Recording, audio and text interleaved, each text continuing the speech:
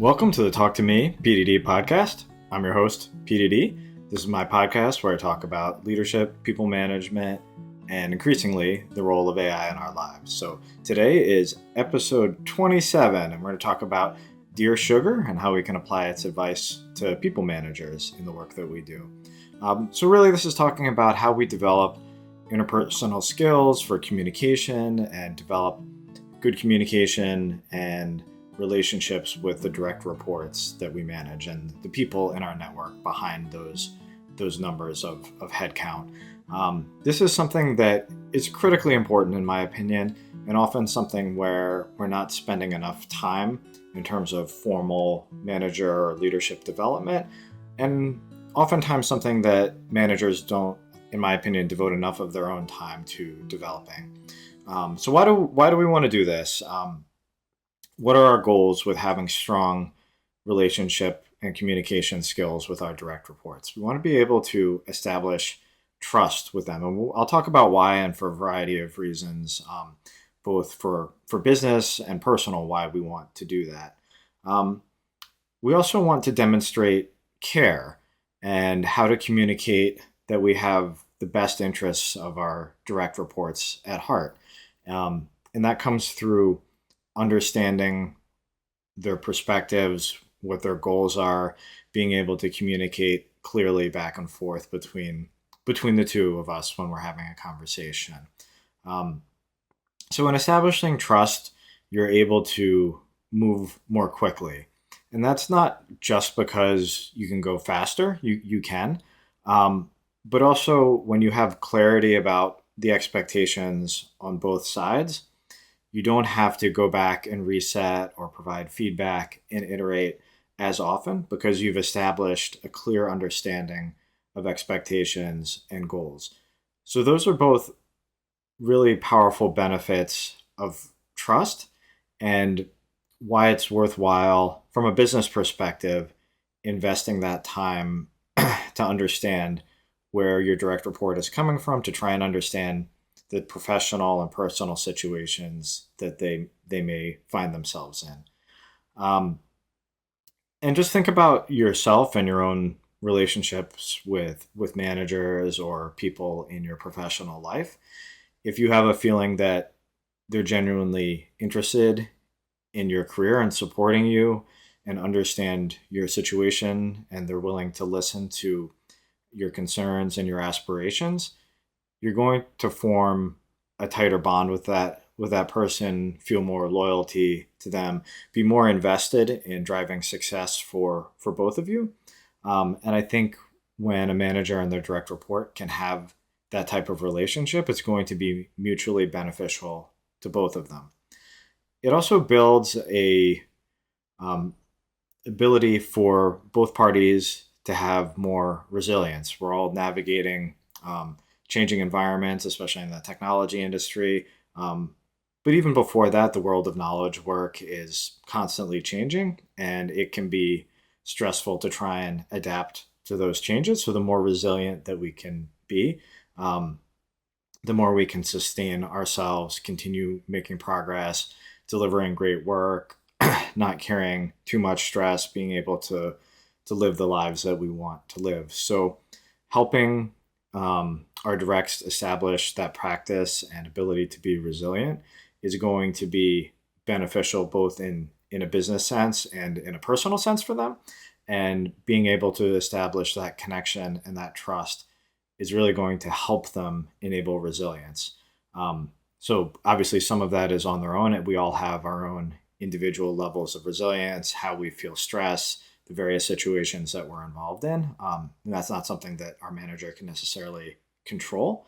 But having a manager who is invested in you and can help you navigate some of those situations as a trusted partner is going to make you feel more resilient, that you're better able to absorb and adapt to those changes than you would be otherwise. So I think that's critically important. One of the things that I saw recently that I thought was interesting in a talk on resilience was this idea that it can be more difficult to establish resilience in remote teams. And that may be true, but that hasn't really been my personal experience. Most of my personal management has been with remote reports, remote teams distributed all over the place. And I feel like I've been able to establish trust and resilience within those teams. I think in some ways it is more difficult because you don't have that face to face time. Some of the um, personal details or getting to know each other as a whole person outside of your work persona may not happen as organically as it might in the physical space. But on the flip side, I think there are advantages to establishing trust with remote teams. You have to be more intentional about it. You have to try and dedicate some of your time during one on ones or team meetings or other events to do so. Um, but by its nature, there's a lot of trust involved in remote work. You're not there as a manager most of the time looking over this person's shoulder or even in the same space, seeing if they're physically there and all of that. So, by definition, you need to trust that there's a shared understanding of the work that needs to get done. So, I think in many ways, having that remote relationship um, sets you up for an environment where trust is key. You don't really have another option as a remote manager aside from trusting that your employee is getting the work done. Of course, there are situations where that may not happen, and you may have to find other ways to see what's happening. I'm fortunate in my experience. I tend to manage highly motivated, highly skilled, highly independent people. So a lot of my job is just to get barriers out of the way, help them be successful, help them reflect on where they want to go and get there. I can understand that in a different type of environment or a different type of team where there isn't that same type of self motivation, it might be more difficult to establish that trust and resilience with a remote team. In my personal experience, I think in some ways it actually accelerates trust and resilience, even though it's hard not being in the same place in person with team members. If you can do that even once a year, once every other year, it can go a long way to helping establish those relationships. But even without that, it's not necessarily a barrier in my personal experience to establishing resilient teams. Um, and in addition to sort of the business side of things, although they're all interrelated because we all are just one person, whether we're that person at work or that person at home, and especially with knowledge work, where so much of that work is kind of ever present in our life, having a relationship of trust where you can communicate openly and clearly with your manager is going to go a long way to help with your quality of life, your work life balance. If you feel like your manager understands the situation that you're in, the things that you're juggling in your overall life, um, you will feel less alone. And even when things are challenging or you may be carrying a significant workload, having somebody, especially someone who is higher than you in the hierarchy, understand that situation can often make things feel better. It can make it easier to have a conversation if there are times when you may need to offload some work. If you already have that trust and clear communication established, it can be easier to do. Um, so now one of the sources recently that I came across that I thought is really interesting in thinking about applying it to people management um, is the book Tiny Beautiful Things by Charyl Strayed. You can see she also wrote the book Wild, which I read as well and also enjoyed. This is a collection of her advice column articles that she wrote as part of the Rumpus magazine, I believe, if I'm getting that correct, and then put together in kind of a single book. And I think this is useful reading for managers for a variety of reasons. A lot of the things that people write to her about are deeply personal situations that have affected them. And if you look at the probability that some of those might happen to any one person, it's relatively low. Um, but if you manage people for a while, even a small number over time, you're going to run into those situations where you're dealing with life events that can be deeply personal and deeply affect the people that you're working with. that you may not have expected or are not necessarily high probability events. So, sort of realizing that how many of these things there are in people's lives and how they can affect people is just a good understanding to have. It wasn't something that I necessarily considered when I went into people management. This is the sort of thing that would come up and I might have to deal with in a professional context. Now, of course, not everyone is going to share every little detail of their life, fortunately, but many people do. And in some ways, that's a side effect of establishing a strong trust relationship. People may share these details in a way that you didn't think they would, but it also speaks to your ability to establish trust with them if people are willing to share these details. So being exposed to a lot of those different potential situations in terms of people writing in for advice on them, I think is really useful to just get a sense of kind of the realm of possibilities of challenging situations that can happen in people's lives. One of the things that Charyl does in the way that she responds is not only reflecting on the question or situation that the readers are asking about, but sharing pieces of her own personal life and how they apply to the situation. They may be directly relevant or not. And I think that's a really useful technique to establish trust and connection. And again, we're talking in a professional context, so you don't necessarily want to share every personal detail of your life. But if you have experiences or know people that have had experiences similar to a challenge that one of your directs is going to, I think that's a good opportunity to show that you have some understanding of what they're going through, even if you haven't directly experienced it. So I think that's a helpful technique. And Cheryl's an amazing writer, and I think demonstrates really effectively how that can work. I mentioned her writing, which I was really impressed with in these articles. I enjoyed Wild, but this writing really blew me away, and it just shows the importance of being a good communicator and how even in really difficult, challenging situations for the people that you manage or colleagues that you work with, being able to listen effectively to what they're going through and then to be able to communicate back your understanding can be really powerful. And again, that doesn't just apply into these interpersonal situations. It applies to everything within business and knowledge work as a people manager or not even. So I think it's a good example of really strong and effective communication. Now, there is always the trap that managers get warned of, being too quick to go into giving advice. If one of your directs comes to you with a challenging situation, could be business wise, doesn't have to be personal. Your default inclination can be to go and just solve the problem for them or tell them what they would do, but that doesn't necessarily get to the best solution for a variety of reasons. I would recommend checking out Michael Sanger, who did The Coaching Habit and has written a number of books to kind of go into his method and why that's the case.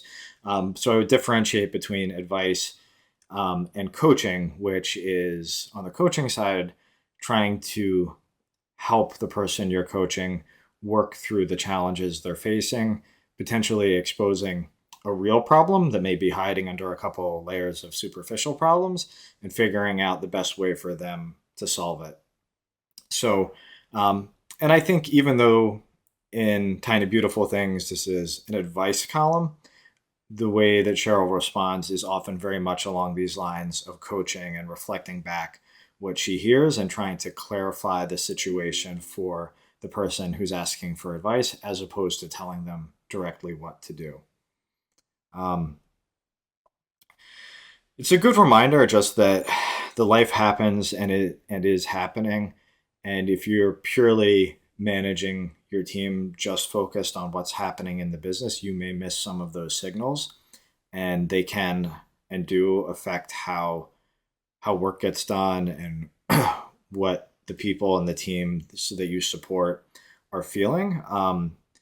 And as we're trying to build that resilience to sustain them through change, if there are factors outside of work that are influencing that or potentially taking some of that energy or resilience away, you can't manage around that if you're not aware of that situation. And it doesn't mean you have to know every detail or if they have to share things with you. But if you've established trust and good communication and an ability to listen and observe, you can often tell when something may be happening. And you don't have to dive in. There are personal and professional boundaries, but if you get a sense that something is happening there, you can offer general support and opportunities to address those things. And I think as we're looking about sustaining longer term success, and longer term doesn't have to be that long, it can be over a few months as opposed to today. That's really important to do. Um, and when you're working for somebody who can do that for you, the amount of effort and loyalty that you're willing to put in generally increases, which I think drives more productive teams in the slightly longer term than they would if you're just focused on the pure business output. A lot of times as people managers, we have to handle situations that we've never been in before, and they can be complex, either on the business side or the personal side. So I think this is a really good and interesting read to learn and see how somebody does that and how you can try and draw from your own personal experience in related areas and try to take the information that's given to you, to digest it, to reflect it back, and to help provide clarity on possible outcomes or what's happening, even if you haven't faced that situation before. You're always going to be faced with new challenges and surprises and developments as a people manager, so it's a good skill to cultivate. One of the things that I appreciate about Cheryl's kind of alter ego Sugar in her Dear Sugar columns is that while she's very caring and kind, she's also not afraid to push back and to give, maybe some harder reflections to the people who are asking her for advice. And sometimes that's what we need to do as people managers. There may be goals or things that our directs are trying to accomplish where they may not be necessarily putting in enough work or the right amount of work in the right place. And that can be sensitive feedback to provide. Providing feedback in general can be challenging, especially if you have a caring relationship with the person that you're providing that feedback to.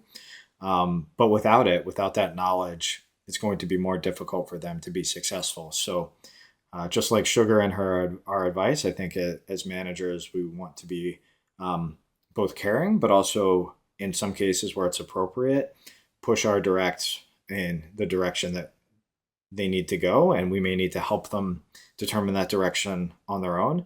But sometimes if they have goals, they may not be reaching them because they're not necessarily putting their effort in the right place or enough effort in the right place. And again, I think that this can be a challenge, but it's ultimately incredibly rewarding when you do it to see the directs that you support or the colleagues that you work with achieve their goals or maybe take a different approach based on a conversation that you've had. It's incredibly rewarding. And it's an opportunity that I think helps build resilience for you as a manager as well, because you have your own challenges to navigate and your own stress and burnout to avoid. And at least for me, when I'm able to see somebody that I had a conversation with, whether it's a formal coaching conversation, a mentoring conversation, or just a chat or a networking call, and it has a tangible impact on them, or they tell me that, or I see them achieving a goal that previously they were blocked on, that's something that sustains me and helps me be more resilient as I face these surprises and challenges. And I think that's just human nature. That's something that as we help others, we help ourselves.